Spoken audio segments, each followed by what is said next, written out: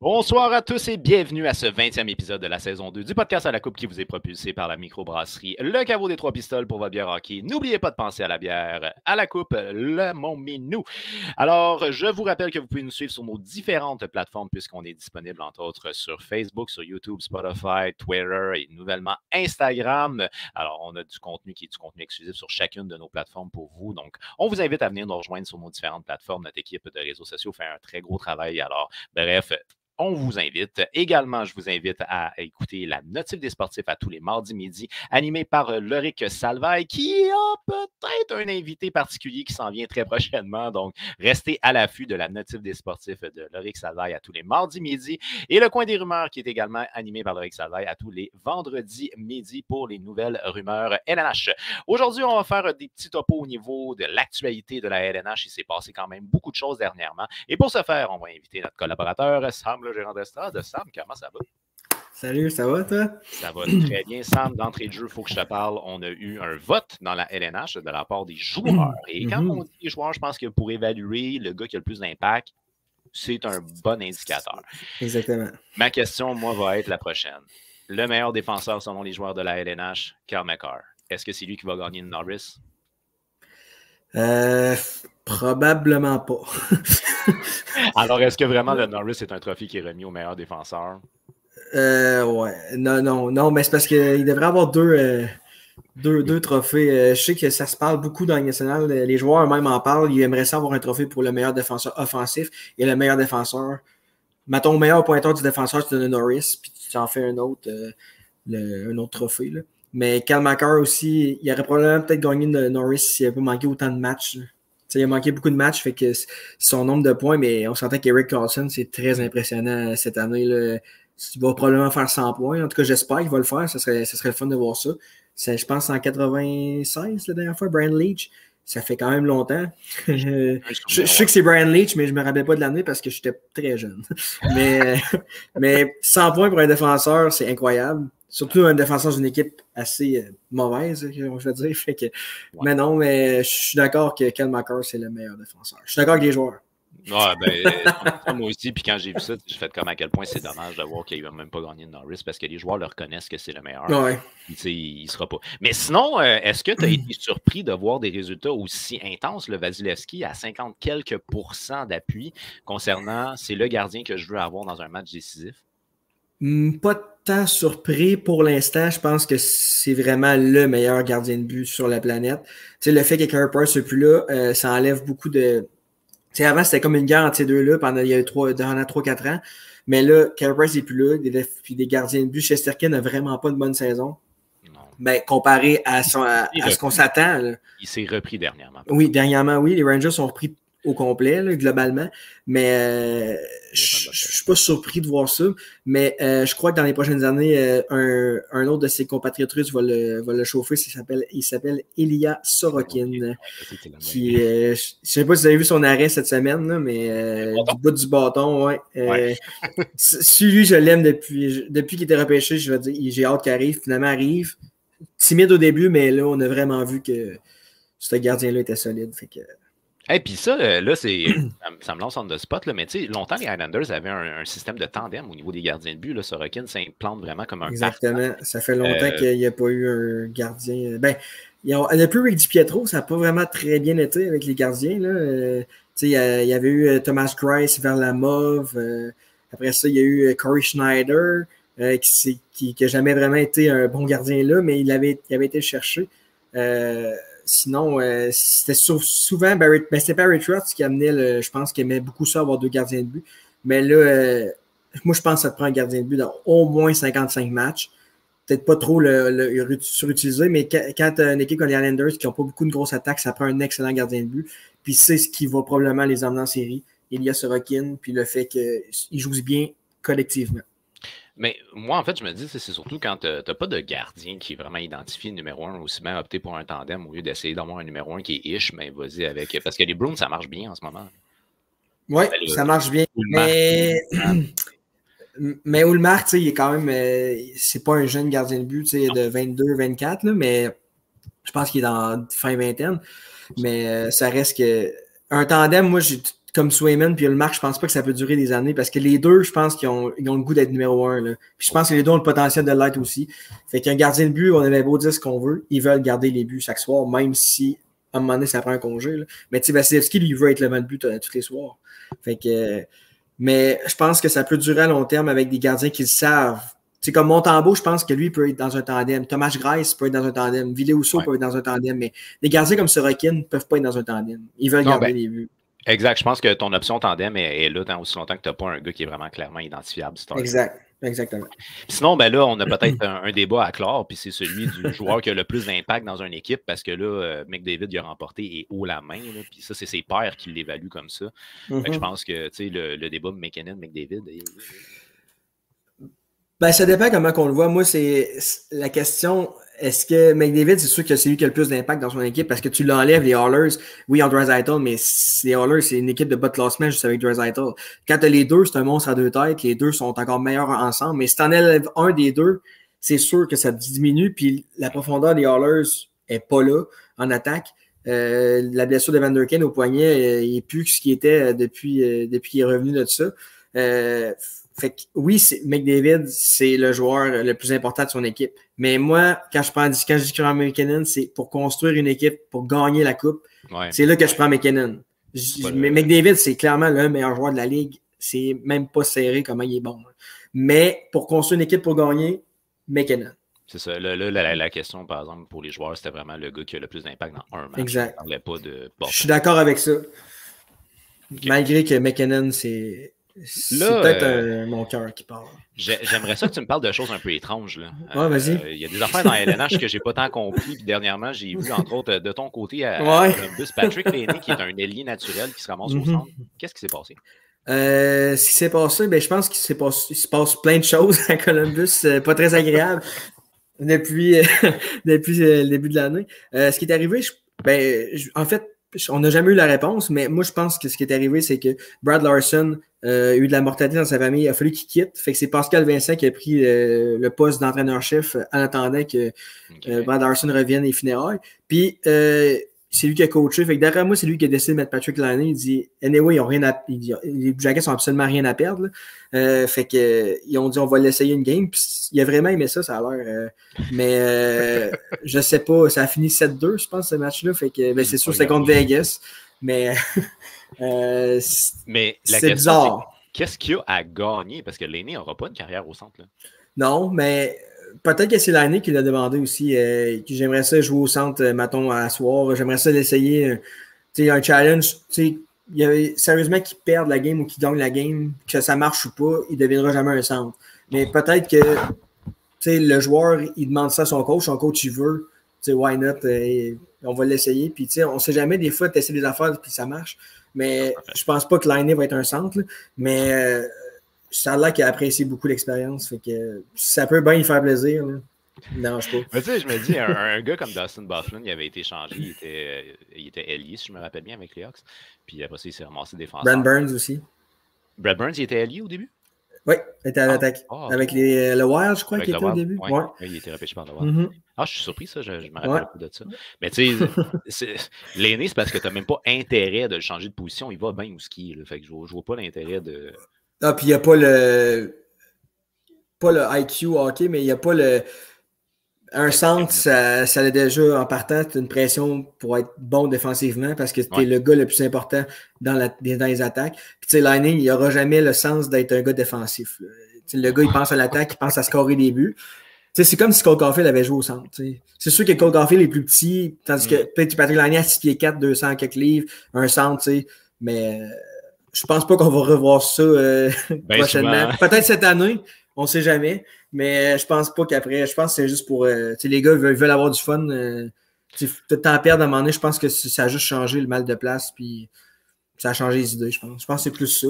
Tu as un point intéressant, là, c'est vrai. La saison est perdue de toute manière. Fait que tant qu'à ça aussi. Mais c'est le fait que c'est Pascal Vincent qui avait coaché ce game-là aussi. Puis, Pascal Vincent connaît très bien Patrick Laine, coach de Winnipeg. Fait que peut-être qu'il s'avait déjà parlé de ça. Puis vu que là, le coach n'était pas là, les Souliers en ont profité pour. Ben, tu sais, je pense pas que ça dérangeait Brad Larson qu'il a changé. Pascal Vincent, juste me rappeler, moi je me rappelle qu'il était avec le Moose, mais est-ce qu'il a été assistant coach avec les Jets? Il a déjà été assistant coach des Jets, mais je pense pas que Patrick Laine était avec les Jets dans ce temps-là. Et il s'est allé dans la Ligue américaine, finalement. Mais tu sais, on s'entend que même si dans la Ligue américaine, il n'a pas jamais coaché Laine, ils sont quand même dans la même organisation. Fait que les joueurs se connaissent, puis les coachs. Fait que c'est ça.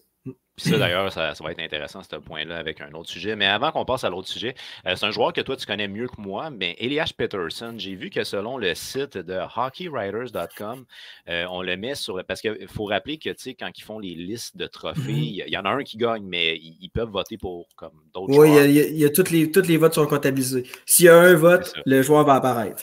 Exact. Fait que, tu sais, même s'il n'était pas établi comme étant un potentiel gagnant du Selkie, donc le joueur là d'avant le plus défensif, Elias Pettersson est quand même listé 4e.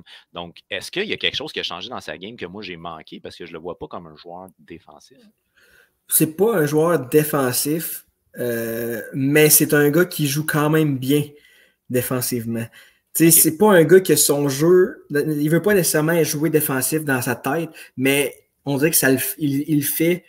C'est un automatisme pour lui de le faire. Il le fait quand même bien cette année, malgré la saison des Canucks qui est très difficile. Mais je pense qu'il est dans le plus 13, me semble. Fait que, tu sais, pour un gars qui finit dans le positif avec des équipes qui sont dans le fond de classement, ça m'impressionne toujours. Parce que si tu finis dans le positif avec une équipe qui perd à peu près 75% de ses matchs, c'est sûr que ça veut dire que tu fais de quoi de bien défensivement, c'est sûr. D'ailleurs, Gavrikov était dans le positif ou très proche là, avec les Blue Jackets qui perdent beaucoup. Fait que c'est sûr que quand tu perds beaucoup, tu finis dans le négatif. Fait qu'un joueur comme ça, moi, je pense que ça m'impressionne. Mais je pense surtout que cette année, sa saison est tellement bonne offensivement, puis il fait quand même bien défensivement que les gars ont voté pour lui. Mais on s'entend que pour le Selkie, c'est Barkov, c'est Bergeron. C'est des gars de même qui c'est presque sûr qu'ils vont avoir plein de votes de première place. Fait que souvent, peut-être que les journalistes essaient de faire essaient de mettre un home run dans la 3e position pour un show. Là. Mais on sait qu'Elias Pettersson ne gagnera pas le Selkie tant qu'Alexander Barkov est là ou Patrice Bergeron. Mais Bergeron, on sait que lui, c'est peut-être sa dernière année. Fait que, peut-être un petit mais Barkov est incroyable. Et ça peut nous amener à quelque chose d'ailleurs, parce que Barkov a été voté comme étant le joueur le plus underrated de la LNH selon ses pairs. Puis ça, je pense que c'est pleinement mérité parce qu'il ne joue vraiment pas dans un marché qui est recherché. Exact. Puis c'est un gars qui est complet depuis des années. Puis on dirait qu'il a tout le temps passé sous le radar. Je ne sais pas tant pourquoi. Puis en ce moment, Matthew Tkachuk, puis lui, ça va très bien. Ben, c'est pas un gars que tu. Ben, en fait, des joueurs underrated, il y en a tellement. C'est fou. Mais c'est surtout les joueurs d'un petit marché. C'est sûr qu'eux autres, c'est des joueurs qui sont souvent plus underrated. Mais c'est vrai que personne pense à Alexander Barkov. quand tu parles d'un joueur, c'est qui le meilleur joueur de la ligue selon toi? On parle de McDavid, Draisaitl, de McKinnon, mais Barkov ne viendra pas dans tes premiers noms.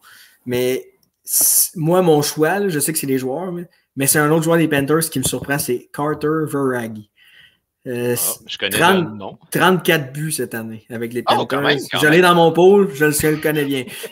Il va me faire gagner d'ailleurs. Mais sérieusement, c'est probablement la raison pourquoi il est à 34 buts, c'est Alexander Barkov. Okay. Ils jouent ensemble, fait que le gars, il se soucie sûrement pas de la défensive trop tôt. Non. Fait que Barkov fait les passes, lui il récolte les buts. Mais sérieusement, Barkov, si les gens n'écoutent pas beaucoup de games des Panthers, vous allez le reconnaître assez facilement. Ouais. Vous allez même pas besoin de regarder ou entendre, vous allez savoir c'est qui le joueur juste avec ce qu'il fait sur la glace. Puis tu sais, je pense que, puis là, je dirais pas haut et fort, mais la saison plus difficile de Jonathan Huberdeau versus la très bonne saison de Matthew Tkachuk, je pense que c'est assez révélateur. Ouais, ben c'est sûr que Huberdeau a perdu son centre, puis là, il joue avec Kadri. C'est pas la même chose. All right. Ben, écoute, là, il faut qu'on parle de quelque chose qui s'est passé pendant une game de tes chers Blue Jackets. Malgré la défaite, Alexander Ovechkin a quand même réussi à surpasser un des records de Wayne Gretzky. Et c'est celui d'avoir le plus de saisons avec 40 buts et plus, avec un total de 13 saisons. Toi qui as regardé le match, s'est-tu passé quelque chose de particulier ou pas? Ben, c'est sûr qu'une game qui se finit 7-6 en prolongation, c'est assez impressionnant. C'était-tu en prolongation? C'était pas en prolongation. Oui, les Blue Jackets ont gagné 7-6 en prolongation. Ah non, mais son but à lui. Oh non, ils ont perdu. Non, c'était le premier but du match. C'était 3-0 pour les Capitals à un moment donné. Puis ça a été un bon match de hockey pas pour les entraîneurs, mais pour les fans. Ça a été un excellent. Mais non, mais c'est un tir. Le but n'a même pas été crédité à lui au départ. C'était un but. Oh. C'est pas un but à la Ovechkin, one-timer sur des circles. Là. Mais c'est un but qui a été changé parce que c'était pas lui qui avait marqué. Puis là, après ça, ils ont dit le but a été crédité à Ovechkin, c'est son 40e. Fait que c'est là que les records. Plate. Ben, c'est plate, mais il devait le savoir qu'il l'avait touché, lui. Mais la Ligue nationale, souvent, c'est comme, mettons, ton premier but dans la nationale, il est comme révisé, puis après ça, c'est pas pareil. Ouais. Non, tu peux pas le célébrer comme. Ouais, c'est ça, tu peux le vivre pas de la même façon. Mais c'est incroyable. Ovechkin, à chaque fois, on se dit, 40 buts à 38 ans, je pense qu'il est rendu. 39, en tout cas. 40 buts. Puis, il marque tout le temps. Ben, pas tout le temps, là, mais mettons sur 40, il devrait en avoir 25 de la même place. Là. Fait que c'est incroyable. Puis tu sais, je sais que le record n'est pas battu, mais selon moi, j'ai pas vu jouer Wayne Gretzky, mais marquer 800 buts avec du hockey comme aujourd'hui, que les gardiens de but sont meilleurs et tout. Je sais que les bâtons sont meilleurs aussi, mais ça reste que les games avant, ils se finissaient 7-6, 7-4. Ouais. Il y a beaucoup de buts. Là, les games finissent 3-2, 4-3. Il était quand même 7-6, mais il y en a juste marqué un. Gretzky finissait avec 4-5 points par game. Ouais. Tandis que moi, je trouve ça, même si je pense qu'il va le battre, là, mais même s'il ne bat pas, selon moi, Ovechkin est le meilleur buteur de l'histoire à cause des deux époques. Je sais qu'on peut pas le dire parce que c'est des chiffres, là, mais selon moi, c'est beaucoup plus impressionnant ce que Ovechkin a fait que Wayne Gretzky. J'enlève rien à Wayne qui a fait des saisons de 92 buts quand même. Là. Mais. Zéro impressionnant. Non, c'était rien. Mais quand même, je sais que tu comprends mon point. Oui, je comprends. Mais pour avoir vu jouer Wayne Gretzky, il n'y a pas la shot d'Ovechkin. Wayne Gretzky est un joueur qui bougeait plus, c'est un joueur qui avait des mains différentes. Puis dans son bureau. Il n'y avait pas la stature. Oui, en arrière du il n'y avait pas la stature non plus d'Ovechkin. Puis un point que moi j'aimerais amener, c'est que je l'ai mentionné souvent, mais Connor McDavid, joué dans les années 90, ne serait pas aussi prolifique parce qu'il ne pourrait pas rentrer dans le cœur du territoire comme il le faisait. Il y avait de l'accrochage, il y avait des échecs, tout ça. Ovechkin, avec la force qu'il a, il aurait été capable de le faire.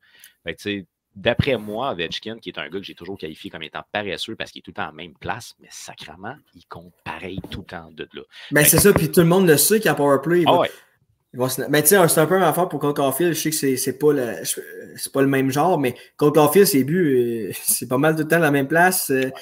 Le même shot. C'est juste qu'à un moment donné, c'est du talent pur. C'est du talent pur de ces joueurs-là. Mais j'ai regardé justement un match, une reprise. Là.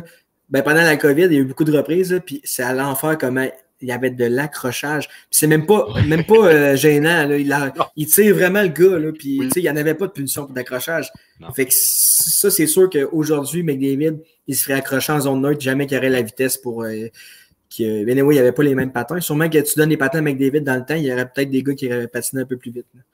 Ah, ça peut-être. Mais ce que tu as raison, là, c'est que c'était une façon d'accélérer, d'accrocher. Donc, les gars pognaient le joueur en avant d'eux autres avec le bâton, puis ils se poussaient vers l'avant. C'est ça. Puis c'était accepté dans le temps. Là. Mais il ralentissait le gars qui avait la rondelle, puis lui, il accélérait, fait qu'il n'y avait plus d'avance. Mais c'était du hockey qui était du hockey de force physique. Alors que c'est du hockey de vitesse. C'est très différent. Là. Fait que, un gars comme Mario Lemieux, il était lent en tabarouette, Mario Lemieux, mais il était fort physiquement. Il y avait 3 gars suivis des fois. Puis écoute, il y avait les mains. Il ne sentait pas. Physiquement. Fait que c'est un joueur que le hockey physique, c'était correct pour lui, mais la vitesse, il n'aurait vraiment pas été là. All right. Ben là, écoute, après ça, on va passer avec Daniel Brière, un petit Québécois qui a été nommé par intérim DG chez les Flyers de Philadelphie après tout le marasme qui s'est passé dernièrement chez les Flyers. Fletcher est renvoyé. C'est Brière qui arrive, mais tu sais, c'est pas un étranger dans l'organisation. Là. Le gars, il était DG de la ECHL, mais il reste qu'il était comme consultant au DG. Fait on change pas vraiment de mentalité, on reste dans le même gauge, puis qu'est-ce que tu penses de la nomination de Danny Brière? Ben, je suis très content. Puis, tu sais, Daniel, il est retourné avec les Flyers parce qu'il c'est dans son cœur, les Flyers à vie. Là. Tu vois que c'est un Flyers à vie. Fait qu'il est resté là. Je suis très content. Mais là, par contre, avec les incidents qui sont arrivés dernièrement, j'ai entendu dire que ça se peut que ça lui coûte le poste de directeur général. Ben, moi, c'est Georges Larac qui a dit ça sur BPM Sport, que dans le fond, les consultants, dans le fond, au propriétaire, c'est Paul Holmgren, Bobby Clark, puis c'est un autre gars que je connais pas. Mais ça a l'air qu'eux autres, ils étaient en amour avec Fletcher, en tout cas. Chuck Fletcher, c'est ça? Il me semble que c'est Chuck Fletcher. Chuck, je l'appelais Clutch. Chuck Fletcher. En tout cas, il était en amour avec, puis il était pas vraiment d'accord avec la décision de le renvoyer. Fait que derrière moi, ils sont un peu amers. Fait que peut-être ça se peut que le propriétaire décide, parce que c'est lui le boss pareil, que c'est Brière pareil, mais ça a l'air que les consultants sont pas choix l'idée de le garder. Mais on s'entend que c'est pas de sa faute si son fils est cave. Là. Fait que là, on parle de l'incident de son fils là, qui est arrivé avec la chaise roulante et tout. Mais c'est parce que là, il est poursuivi au criminel pour ça. Fait que c'est pour ça que là, les Flyers, ils n'ont pas besoin de ça présentement. Là. C'est surtout ça que les Flyers, ça va déjà pas bien. Les fans là-bas sont déjà fous quand ils gagnent. Imagine-tu quand ils perdent. Fait que s'il y a les Flyers, ils n'ont vraiment pas besoin de ça, mais moi, je pense pas que ça devrait coûter le poste à Daniel Brière parce que premièrement, c'est même pas lui qui a fait ça. Il n'y a pas d'affaire à payer pour les gestes à son fils. Puis deuxièmement, je pense que c'est une taille de hockey. Fait que je pense qu'il pourrait remettre les Flyers sur la map. Ils en ont grandement besoin parce que les Flyers en série, c'est tout le fun d'avoir en passant. L'ambiance là-bas et tout, mais... Ouais, c'est clair que c'est une ville quand même qui est capable de vibrer. Là, tu sais-tu que moi, ce que j'aime vraiment pas là-dedans, c'est le fait que Daniel Brière, c'est un gars qui a le cœur pour les Flyers, c'est un gars qui est retourné aux études pour pouvoir aller dans le management, dans le hockey. C'est un gars qui pense à... Parce qu'il étudie en économie, je sais pas quoi en économie. Fait que c'est un gars qui pense à ce côté-là, marketing. Ouais. Puis tu passerais à côté de ça à cause que son gars a lancé une chaise roulante dans les escaliers. Ben, mais je pense pareil. Je suis exactement pareil comme toi. Puis le pire, c'est que, admettons que les Flyers le garderaient pas, je suis presque sûr à 95% qu'une autre équipe nationale va lui donner une chance. C'est juste que lui, il est retourné à Philadelphie parce que c'est là qu'il a joué son hockey, c'est là qu'il a eu des bons moments. Fait que lui, c'était un no-brainer d'aller là, mais si, admettons, les Flyers font l'erreur de le laisser partir, je suis pas mal sûr qu'une autre équipe nationale va prendre la chance de le prendre comme DG. Là. Je suis même pas inquiet. J'espère aussi. En tout cas, il passerait à côté de quoi pour une petite connerie, selon moi, mais ça, c'est un point de vue. All right. Rapidement, on va parler de Lane Hudson, l'espoir du Canadien de Montréal, qui a marqué rien de moins que 2 buts pour donner la victoire à son organisation. Je pense qu'ils s'appellent les Terriers de Boston, si je ne fais pas erreur. Aucune idée du nom, mais oui, c'est Terriers de l'University of Boston. BU. Le Frozen Four.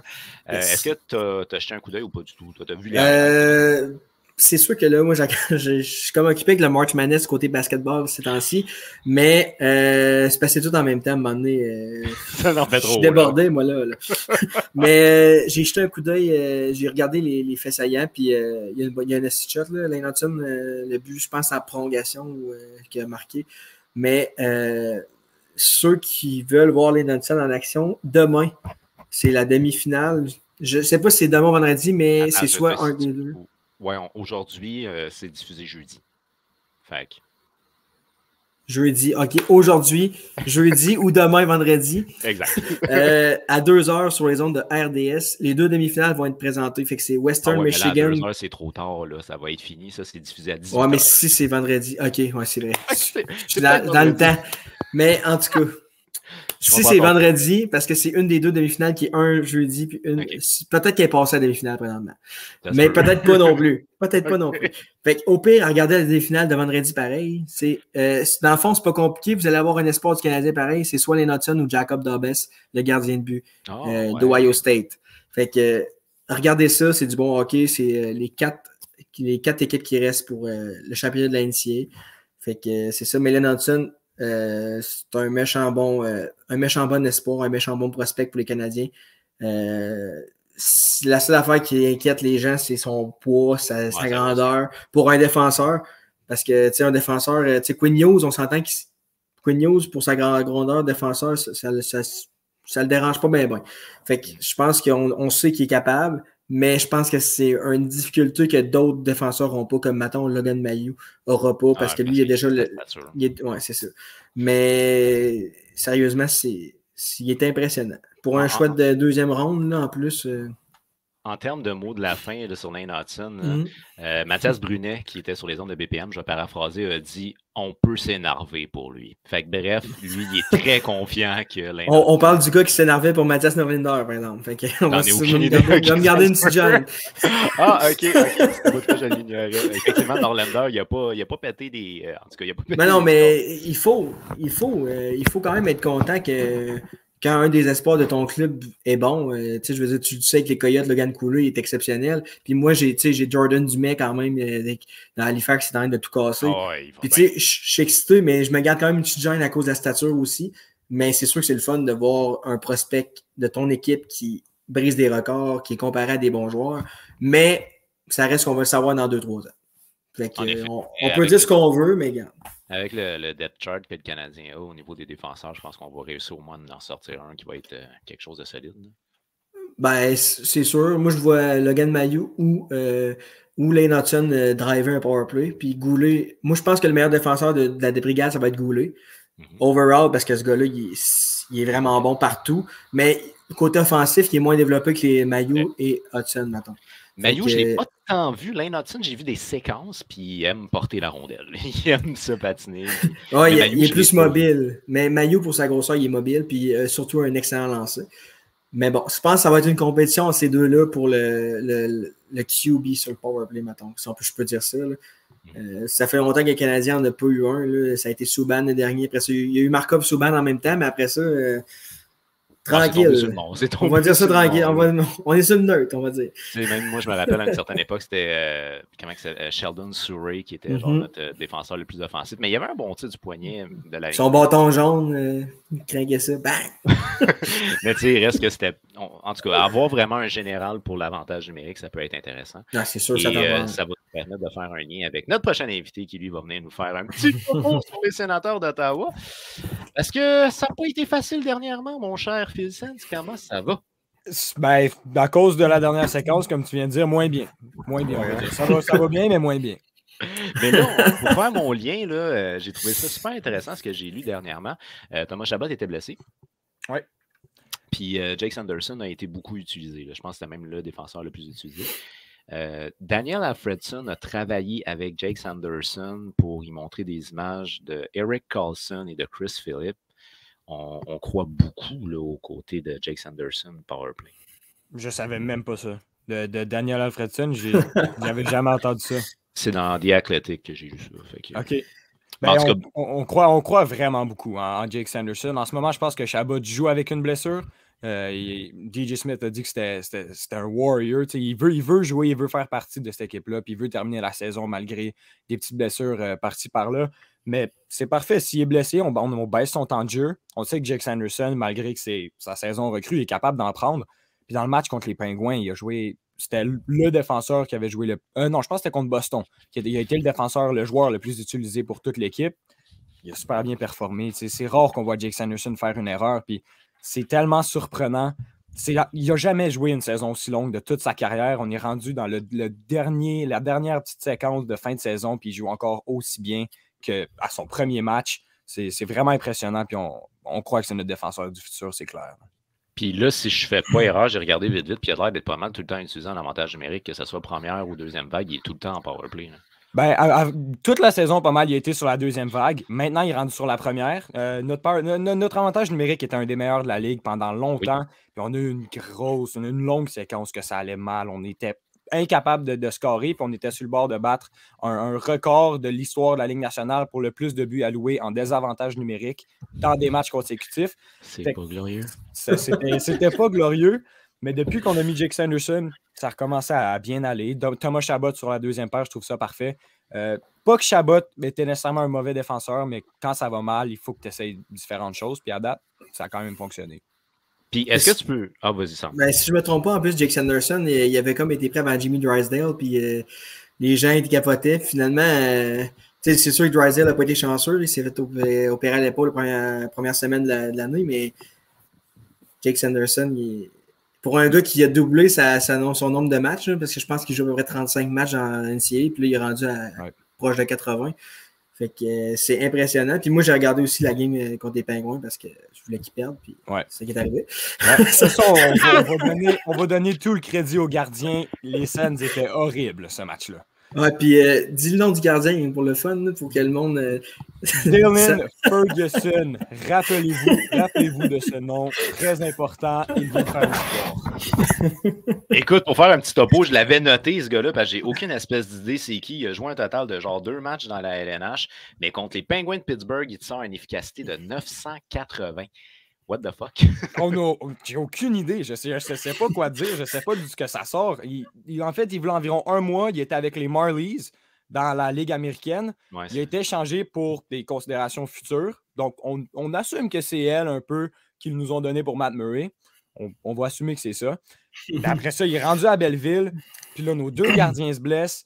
Puis Matt Sogard, il se fait monter. Mandel Issei, il se fait monter. Fait que là, on va chercher Ferguson pour du renfort à Belleville. Matt Sogard, ça va pas bien. On décide d'envoyer Mandel Issei à Belleville, de remonter Ferguson et on joue un back-to-back. On a décidé de le mettre contre les Pingouins. Il a sorti une performance incroyable. Il est arrivé là confiant. Je ne sais pas si c'était le rush d'adrénaline, son premier match dans la LNH. Il n'y a pas eu... Puis, un gardien dans son premier match, ce qui est bon, c'est quand ils n'ont pas le temps vraiment de penser. J'avais dit la même chose pour Mandel Issei. Il y avait juste des tirs puis de l'action tout le long. Il n'a pas eu le temps de réaliser ce qui se passait puis de vraiment réfléchir. Il était dans le feu de l'action, il faisait ses arrêts. Puis c'était des gros arrêts sur Crosby puis Malkin. C'était vraiment impressionnant puis on ne s'attendait pas à ça pantoute. Il est allé chercher la victoire à lui seul. Les scènes ne se sont vraiment pas présentées. Mais Mandel Issei, en plus, c'est ça qui est arrivé. Il a genre fait 45 arrêts, lui, tout contre les Islanders, ce premier match. En dessous de barrage, ça avait fini en plus. Il avait comme arrêté, je pense qu'il avait scoré un but, mais il avait eu 4-5 shots. C'était incroyable. Mais en plus, Ferguson, ce qui est drôle, c'est qu'il y a encore ses pattes bleues. Il y avait encore ses pattes bleues des Maple Leafs. Avec tu sais qu'il y a un contraste, une forme rouge et blanc, des pattes bleues. Là, j'étais là, voyons, c'est qui? Je savais c'était qui parce que je pense qu'il avait gaulé pour les Golden Knights une coupe de match. Là. Mais c'est ça, il a joué un match qu'il est entré pendant le match. Ok, ouais, c'est ça. C'était sa première victoire qui commence, c'est ça. Mais j'étais genre, c'est quoi ça? Là, j'ai vu qu'il jouait le lendemain. J'ai dit, OK, Sogard, il doit être sur le banc. Mais j'en revenais pas, là. Contre les Pingouins. Puis en plus, le but qui s'est fait scorer, c'est quand même un but qu'il aurait pu arrêter. Fait qu'il aurait pu avoir un blanchissage. Ça aurait été incroyable. Mais bon, j'étais frustré. J'étais dans mon sol. Puis je priais pour le blanchissage.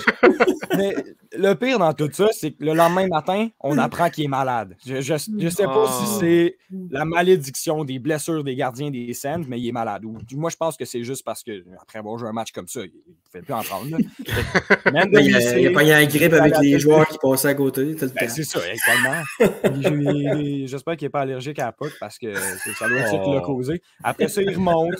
Mandel Issei remonte. En tout cas, c'est compliqué la situation des gardiens à Ottawa, mais si une sorte de performance comme ça, on ne va pas chialer. Ben, pour te faire un petit topo rapide, quand j'avais fait mes recherches, il a joué 5 matchs dans la Ligue américaine avec les Marlies, 888 d'efficacité, avec les Sénateurs de Belleville, 6 matchs, 935. Moi, je pense qu'il y a quelque chose chez les Sénateurs qui l'allume plus qu'à Toronto. J'imagine que c'est un nouveau départ. Quand tu arrives à une nouvelle place, tu veux montrer que tu veux faire la job. Fait que, il va probablement se guetter un contrat, je sais pas, pour l'année prochaine dans la Ligue américaine. Puis c'est sûr que ce gars-là va rester. Sa game-là va rester marquée dans l'histoire des Sénateurs, pareil, parce que je pense que c'est un record du nombre d'arrêts pour un premier départ dans l'histoire des Sénateurs, une affaire de même. Ouais, dans l'histoire des Sénateurs, puis dans la LNH au complet, 2-3. Ouais, c'est sûr que commencer à 47 saves, c'est rare quand même. C'est ça. C'est très, souvent, tu fais commencer ton goaler contre une équipe qui est. Tu sais, pas les Pingouins, mettons. Ouais, mais non, mais c'était les Pingouins ou c'était Boston? Ah, c'est ça. Oh, ouais. Le choix, il est rough, là. Ben, c'est ça.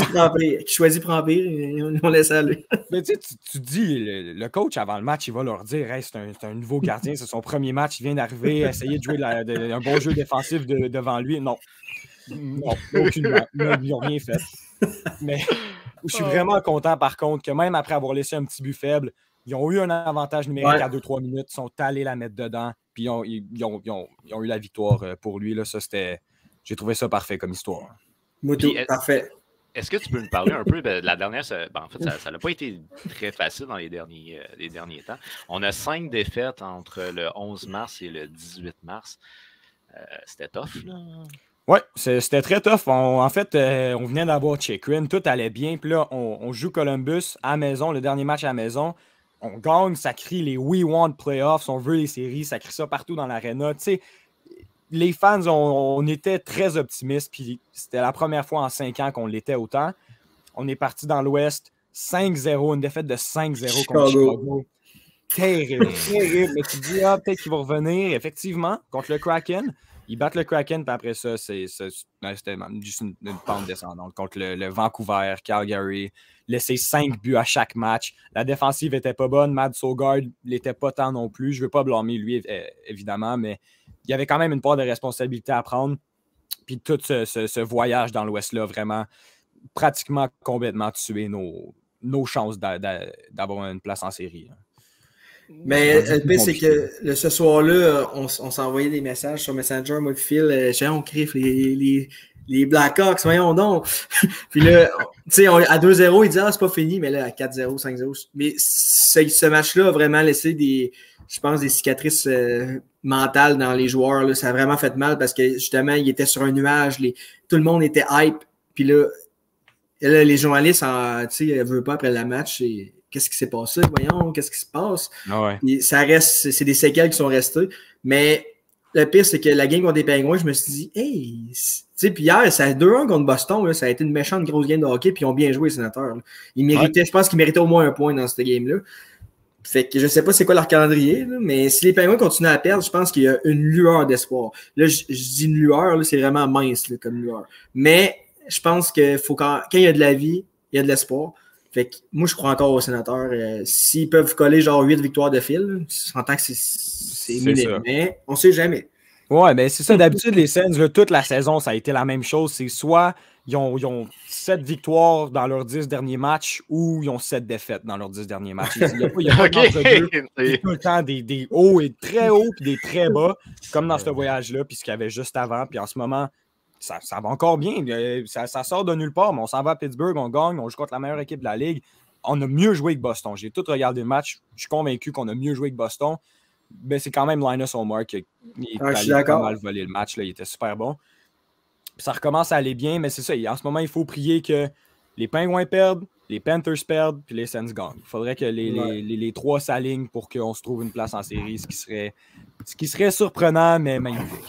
Mais une chose que j'ai remarqué aussi, c'est je pense que les Sénateurs, ils ont des joueurs beaucoup maganés. C'est Claude Giroux, je pense pas qu'il est à 100% non plus. Il arrive souvent au banc quand il finit ses chiffres. Puis même Matt Søgaard, je suis pas sûr qu'il est à 100%. Non, il est pas. Il a l'air de laisser un genou, l'aine. Je pense que c'est son côté gauche. Il est souvent, ça reprend du temps à s'en lever. Jake Sanderson aussi, c'est sûr qu'il n'est pas habitué, fait que c'est sûr qu'il est blessé. Ouais. Comme toutes les équipes, vous allez me dire. Mais ça reste que Claude Giroux, je ne suis pas sûr qu'il pourrait jouer si l'équipe ne se battait pas pour une place en série. Parce qu'il est vraiment là à maganer, Claude. Ouais, j'ai regardé les derniers matchs, là, puis ouf. Mais en même temps, il continue tellement. C'est tellement important. Mais c'est vrai que à cet âge-là, surtout, ça peut être rough au long de saison. Je pense pas qu'il a manqué un match de la saison en plus. Fait Fait que c'est ça. Les blessures, c'est pas facile. On a vu Matt Sogard hier, après la première période, il a parlé un petit peu au trainer, puis on a eu une petite conversation. Finalement, il est revenu, il a continué de jouer un bon match. Mais si on perd Matt Sogard aussi, là, parle-moi cet été, puis dis-moi que nos 2 gardiens de but, c'est Kevin Mendelisse et Dylan Ferguson. Je ne vais rien comprendre. Je ne vais absolument rien comprendre. Je ne connaissais pas Dylan Ferguson avant il y a littéralement une semaine. Il va falloir rappeler Émile Beausoleil, pas le joueur. Ah, bon. OK. La saison prochaine, avec un Josh Norris qui revient, il ne faut pas l'oublier, Josh Norris. Il a quand même eu une saison de 40 buts juste avant. Il ne faut pas oublier Josh Norris. Avec un Josh Norris qui revient, une saison complète de Jacob Chychrun, je pense que c'est l'année prochaine. Je sonne un peu comme un fan de Toronto, mais l'année prochaine, c'est notre année. Ouais, mais là, c'est pas la même chose, Phil. Non, je sais. Mais juste la phrase, l'année prochaine, c'est la nôtre. Là. Ouais, ça, c'est vrai que ça fait Toronto. Mais avec Sanderson qui gagne d'expérience, peut-être que Bernard Docker va commencer à Ottawa aussi. Je ne sais pas si Nick Holden, va-tu rester? J'ai aucune idée, Nick Holden. Nick Holden, il a l'air vraiment d'être un bon 7e défenseur, mais tu ne veux pas qu'il soit dans ton line-up chaque jour. Mais en même temps, on voit des vidéos, tu sais, après les victoires, chaque équipe a quelque chose qui se donne. Puis il est tout le temps là, même quand il ne joue pas, il amène de la bonne énergie. C'est un bon leader et tout ça. Fait que je pense que c'est quand même un bon vétéran à avoir dans l'entourage de l'équipe. Je ne suis pas sûr qu'il va revenir, mais pour Lassie Thompson et JBD, c'est un peu inquiétant. En ce moment, ils n'ont vraiment pas l'air de progresser aussi vite qu'on pensait qu'ils allaient progresser quand on les a repêchés en première ronde, les 2. Puis l'année prochaine, je suis pas mal sûr qu'ils vont avoir besoin de passer au ballottage s'ils veulent monter dans la LNH, redescendre dans la Ligue américaine. Ça va compliquer un peu les choses. Moi, je pensais qu'un des 2, justement, à cause de cette situation-là, partirait dans l'échange de Chychrun. Mais on garde les 2, puis j'imagine qu'on espère qu'ils commencent à progresser plus rapidement. Puis est-ce que je peux te demander des nouvelles de comment il va, Jacob Chychrun? Ça va bien. Il a commencé vraiment fort, j'ai l'impression. Puis depuis ce temps-là, il continue de s'habituer au système. Il y a moins eu de gros flashs offensifs. Mais défensivement, je le vois travailler avec son bâton. Puis c'est incroyable, ce gars-là, comment il est fort, comment il brise des 2 contre 1 juste en levant le bâton. Juste sa force physique puis son intelligence défensivement, ça amène beaucoup à cette équipe-là. Puis je pense que quand il est arrivé, on dirait avec beaucoup de confiance, pareil. Puis il était tout le temps rendu dans zone offensive. Puis il aimait ça aller pincher en zone offensive. Puis des fois c'était pas bon. C'est quoi qu'il y a, Sam? Ben, j'ai l'impression qu'il va se mettre à pleurer parce que c'est ennuyé. Je l'entends par le son. Je suis genre, voyons. Écoute, en ce moment, je m'excite avec JJ Mauser. Là, fait que, ouais. Si bol. C'est ça, il amène encore une excellente présence défensive. Puis il s'est calmé un petit peu côté offensif, il s'est habitué au système. Puis je suis sûr qu'à l'année prochaine, là, il va être encore meilleur. Il faut que tu y laisses le temps parce que c'est triste un peu à dire, mais avec l'Arizona, il fallait qu'il fasse beaucoup, dans le sens qu'il n'y avait pas tout le temps des gros éléments. Puis avec les sénateurs, il peut se permettre de vraiment se concentrer sur son rôle à lui. Phil, j'ai quand même des bonnes nouvelles pour toi. Et je voulais te les partager. Là, est-ce qu'il y a un Leblanc qui travaille dans l'organisation des sénateurs d'Ottawa? Il fait partie de la direction des CEO, genre. Yes, Anthony Leblanc, je ne suis pas mal sûr. OK, lui, il a fait une entrevue. OK? Il a fait une entrevue avec The Athletic. Et là, ce que je veux te mentionner, c'est le fait que l'organisation des sénateurs d'Ottawa a atteint une moyenne d'attendance, qui se traduirait par foule, qui est au niveau de la dernière année où on a fait les séries éliminatoires, soit en 2016-2017. Donc, on a réussi à non seulement atteindre des plateaux qui étaient visés en début de saison, mais même de les dépasser. On parle aussi d'un objectif de 10 salles combles. On a atteint déjà les 15 salles combles. Financièrement parlant, ça va dans le bon sens pour les sénateurs d'Ottawa. Non, ça va clairement dans le bon sens. On a eu beaucoup de matchs, des sell-outs cette année, ce qu'on n'avait pas eu depuis tellement longtemps, surtout avec les saisons COVID. Mais c'est tout ce qu'il fallait. C'est que Pierre Dorion nous montre qu'il est sérieux et il veut aller gagner. Il est allé chercher DeBrincat, Giroux, Talbot. Il a fait des grosses acquisitions. Tout le monde, ils savent que là, les Sens, c'est la première année sans aucune restriction COVID dans l'aréna. Le monde veut l'acheter des billets, le monde veut aller voir les Sens. C'est une jeune équipe qui sont fun à regarder. Moi, je suis allé quand même souvent cette année, puis il n'y a pas un match qui m'a déçu. Fait que ça fait du sens, puis c'est très rafraîchissant, surtout en sachant qu'on a eu beaucoup de problèmes de attendance dans les dernières années. Ça n'a pas toujours été facile. Est-ce que, c'est méchant un peu, mais est-ce que tu penses que ça peut avoir un lien avec le départ de John Melnyk? Ben, ça en a un, c'est certain. Mon père, notamment, qui des fois parlait à des fans des Sens, il y en a littéralement qui disaient « Je ne reviens pas voir un match des Sens tant qu'Eugene Melnyk et leur propriétaire.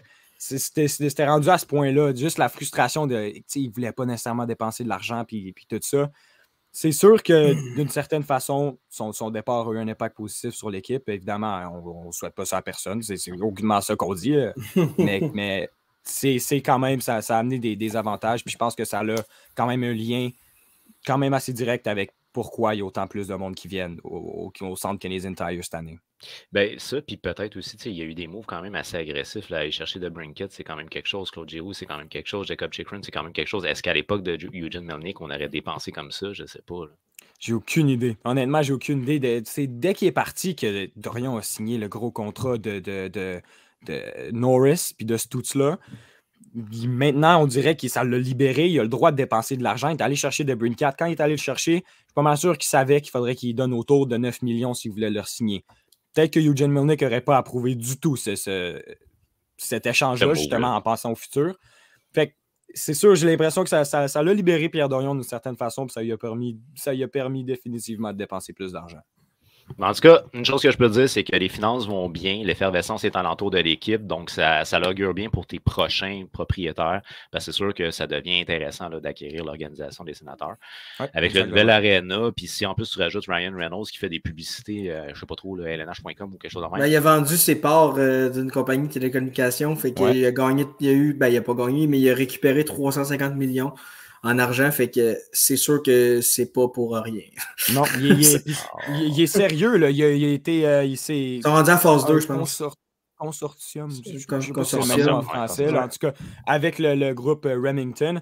Ils sont sérieux. Ils veulent acheter l'équipe, puis lui, c'est plus rendu juste quelque chose qu'il va dire sur le c'est quoi encore le show, là? Le show, tout le monde connaît Jimmy le show. Jimmy le show, c'est ça. OK, c'est ça. Bon, son nom m'a échappé. C'est juste une petite joke, puis le monde en parle sur Twitter. Il est sérieux, il veut l'équipe. Ça serait incroyable de l'avoir. Il parlait déjà, il a déjà fait une série Disney Plus sur c'est quoi être propriétaire d'une équipe avec son équipe de soccer dont il est propriétaire. S'il peut faire la même chose, ça peut juste encore plus améliorer toutes les statistiques, les revenus de l'équipe, ça peut juste avoir un impact aussi. Puis projet du nouveau amphithéâtre, c'est sûr qu'avec lui, ça va sûrement plus pousser. Ben, ça pousse déjà quand même, là, mais je pense que c'est la cerise sur le Sunday. Oui, exactement. Hey, l'approche marketing de l'organisation, parce que moi, j'avais entendu la rumeur qu'il y avait déjà des discussions que s'ils achetaient les Sens, Disney allait avoir une série sur... Fait que, au niveau, là, la situation géographique, l'équipe performante, l'attendance aussi, puis là, tu as en plus un propriétaire qui est très connu, puis probablement que Daniel Alfredson pourrait avoir... Je sais pas, peut-être un investissement ou quelque chose dans le même là-dedans. Tu me parler un peu rapidement le groupe Remington, tu me dis? Oui, c'est un groupe... j'oublie tous mes mots. Aujourd'hui, la vente de maison, real estate. En anglais, c'est un real estate. Immobilier. C'est ça, immobilier, merci. Puis, je connais pas beaucoup en dehors de ça. C'est Bruce Garrioch, c'est vraiment la source principale pour toutes les informations sur la vente de l'équipe. Donc, n'hésitez pas à aller lire les articles de Bruce Garrioch pour plus d'informations. Je vais vous en donner plus que moi, c'est sûr. Tout ce que je sais, c'est puis là, je pense que bientôt, il va y avoir la genre de vente aux enchères. Puis là, ils vont garder certains groupes. Puis ils devraient au moins se rendre dans la phase 2, phase 3. Je ne sais pas trop c'est quelle phase. Mais c'est ça. C'est un groupe que je pense qu'ils ont déjà eu des connexions au niveau des équipes de hockey, mais ça n'a pas nécessairement marché. Ce n'était pas eux autres qui ont fini par avoir l'équipe au final. Mais c'est un groupe qui est sérieux, puis avec un visage qui représentant en tant que Ryan Reynolds, ça serait l'idéal. En effet. All right. Fait que, écoute, qu'est-ce qu'on vous souhaite là, pour les prochains matchs? C'est probablement des victoires et des victoires et des victoires pour espérer de pouvoir participer aux séries éliminatoires. Et la santé pour vos gardiens, parce que franchement, c'est pas facile dernièrement. On souhaite surtout des défaites des Pingouins. Exactement. Et des Panthers. Et des Panthers. Et des Panthers. On n'a plus le droit à beaucoup de défaites. Là. En plus, je pense qu'on a comme l'horaire le plus difficile qui reste selon Cap Friendly. Non, selon Tankathon, je pense. En tout cas, c'est compliqué. Ça va être compliqué, mais les Sens ont l'air de mieux jouer contre les meilleures équipes. Toronto, Boston, les Pingouins, mais ils perdent contre les Vancouver, contre Chicago. Fait que j'imagine que c'est une bonne chose. On peut voir le positif là-dedans. Exact. Puis, d'ailleurs, je pourrais te sortir une statistique contre Boston. Là, ton gardien, Matt Sogar, il avait été solide. Je pense que c'est 943 d'efficacité contre les Bruins. Ouais, c'était un gros bounce back. Ça faisait du bien à voir après vraiment des matchs difficiles. Là. Il se faisait battre de toutes les façons. Puis là, il y avait des rebonds qui n'allaient vraiment pas de son côté. Il avait été malchanceux à quelques reprises. Mais les buts qu'ils ont scorés, c'est une passe magnifique de Bergeron au Marchand à Jake DeBrusk, puis un déjoué en avant du net. Il n'y a rien à faire. Fait que dans l'ensemble, il a joué un très bon match, puis c'est le fun à voir, puis j'espère que ça va continuer. Parce que il y a juste lui. Je pense que Talbot va revenir bientôt, mais pour le moment, il y a juste lui. Et Dylan Ferguson. Faut pas oublier Ferguson. Écoute, avec ses pattes bleues, là, il peut peut-être te sauver. Yes, j'espère qu'il va y garder. All right. Hey, merci beaucoup, Phil. Puis je te souhaite une très belle soirée. Bonne chance pour les Saints, man. Yes, merci. Salut, boys. Phil. Ciao. All right. Alors maintenant, ça va être l'heure de notre dose patate. La dose à patate! Bonsoir. Bonsoir. Bonsoir. Alors, voilà 2 semaines, j'ai été voir le Canadien jouer. Avec ce que ressemble l'équipe du Canadien cette saison, lorsque tu vas aller voir jouer, tu apprécies plus regarder l'adversaire. Je me suis dit, écoute donc, est-ce que le GPS m'a amené à la bonne place et m'a-t-il amené à Laval? Donc, j'ai regardé mes billets pour être sûr que ce n'était pas écrit le Rocket contre les Devils. La game était plus ordinaire. Tellement ordinaire qu'il y avait plus d'action sur la glace pendant les pauses publicitaires. Ça, c'est méchant. Les pauses publicitaires au Centre Bell sont incroyables. Je sais pas, c'est bien rare. Voilà. C'est comme un peu Fort Boyard. Vous savez, à la fin des épisodes, tout le monde court un peu partout, prennent le plus de pièces possible avant que la grille se ferme. Eh bien, au Centre Bell, pendant les pauses publicitaires, c'est la même chose. Il y a une équipe qui embarque sur la glace, équipée chacun d'un scraper, et ils ont 2 minutes pour ramasser le plus de neige et la rapprocher vers la poubelle de plastique. Et le but est de ramasser, car ils ont 2 minutes pour le faire. Je vous jure, c'est fascinant. Les pauses publicitaires au Centre Bell valent le prix du billet, mon ami. Ramasser de la neige comme ça, écoute, là, ça vaut la peine. Oui, justement. Alors, parlant des gars qui patinent pendant les pauses publicitaires au Centre Bell, je pourrais penser à Jonathan Drouin. Enfin, ça pourrait être sa prochaine job. Quant à ne pas le faire patiner pendant une game et de l'avoir assis sur le banc, pourquoi pas l'utiliser pendant la pause publicitaire? Il pourrait enfin patiner à la hauteur de son talent.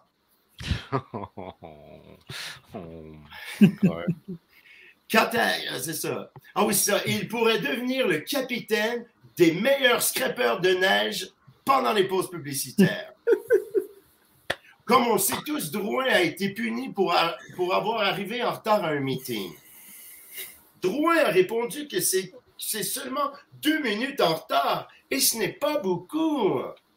C'est vrai que ce n'est pas beaucoup, M. Drouin. Mais qu'est-ce qui est beaucoup? C'est de payer un joueur 5 millions et qu'il arrive en retard à un meeting. C'est un bon point, ça. Mais je doute de la véracité de la punition que Drouin a reçue. Vous savez, on l'a quand même amené avec l'équipe en Floride, restaurant, hôtel, et on lui a même payé le meilleur billet de l'aréna pour regarder la game. Il était VIP, en effet.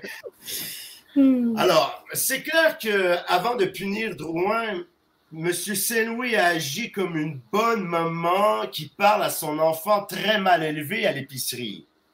Jonathan, nounou, si tu viens pas au meeting à 3, maman s'en va. 1, 2, 3. Jonathan, nounou, maman est partie. Les joueurs du Canadien faut être traite en bébé. Regarde la photo d'équipe qui a été prise cette semaine. On dirait une photo d'une classe de 6e année. Pour les faire sourire même, sur la photo, ils ont appelé Youpi. Youpi a été envoyé pour les amuser. Finalement, il a fallu qu'il quitte assez tôt, lorsque les joueurs se sont aperçus qu'il était incapable de faire des ballons en forme de chien saucisse. Heureusement, le sourire est revenu lorsqu'un joueur s'est assis sur un sac de pète. Ce fameux sac à pète, vous savez, le petit ballon en forme de boulette comportant un orifice qui, ma foi, ressemble à un anus. Et lorsque la victime s'assoit dessus, il se déclenche un effet sonore. Oui, mesdames et messieurs, une flatulence. Et le sourire est revenu pour la plus belle photo. Cette année, le Canadien, on s'en aperçoit à la télé, il ne remplit pas son aréna de 20 000 places. Mais ça n'a pas empêché l'Impact et ses grandes ambitions de remplir le stade olympique de 56 000 places. Oh.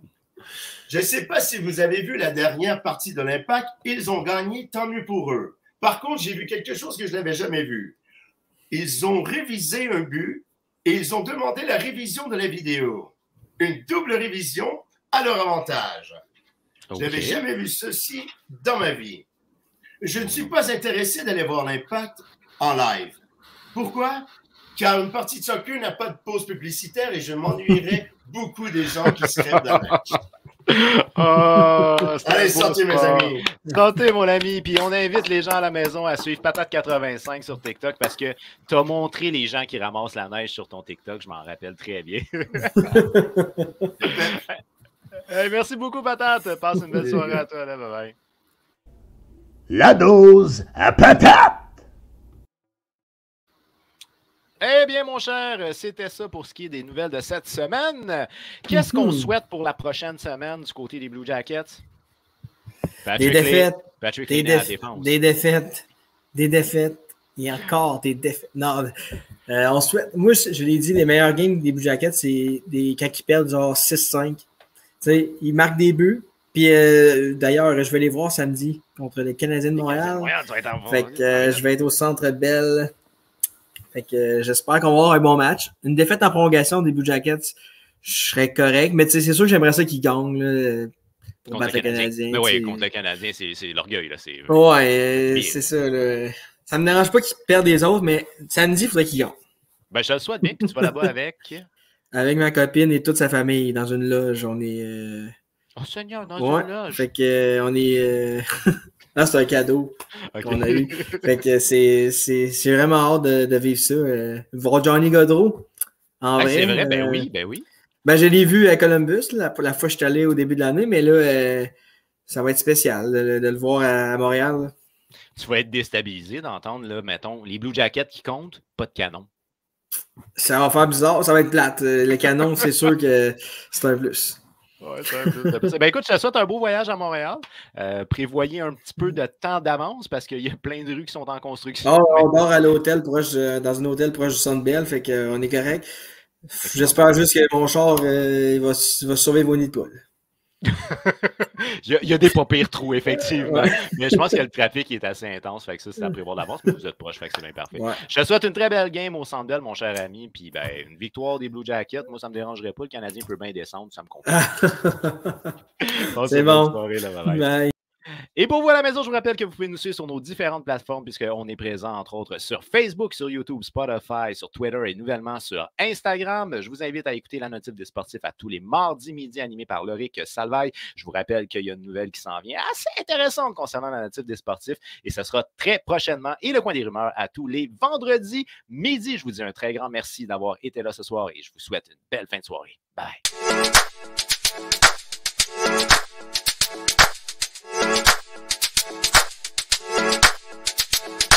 Yeah.